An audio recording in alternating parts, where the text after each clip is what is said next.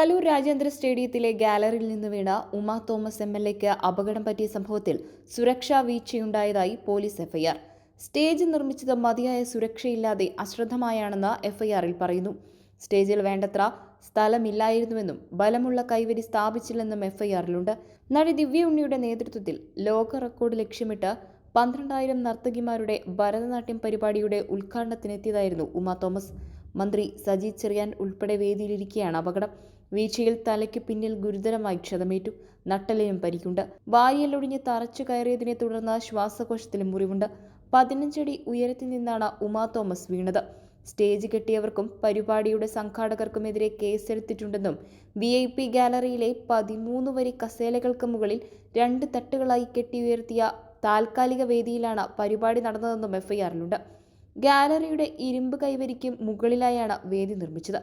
മന്ത്രിയടക്കമുള്ള വിശിഷ്ടാതിഥികളെ അഭിവാദ്യം ചെയ്തതിനു ശേഷം ഉമ തോമസ് മുന്നോട്ട് നടക്കുന്നതിനിടെ ക്യൂ മാനേജറിന്റെ കുറ്റിയിൽ പിടിക്കുകയായിരുന്നു. നിലതെറ്റി 3 കുറ്റികളും നാടയും ഉൾപ്പെടെ താഴേക്ക് പതിച്ചു. താഴെ പാകിയിരുന്ന കോൺക്രീറ്റ് സ്ലാബിൽ തലയിടിച്ചാണ് വീണത്. അപ്പോൾ തന്നെ ബോധം മറഞ്ഞു. MLA ഉടൻ ആംബുലൻസിൽ ആശുപത്രിയിലേക്ക് മാറ്റുകയായിരുന്നു.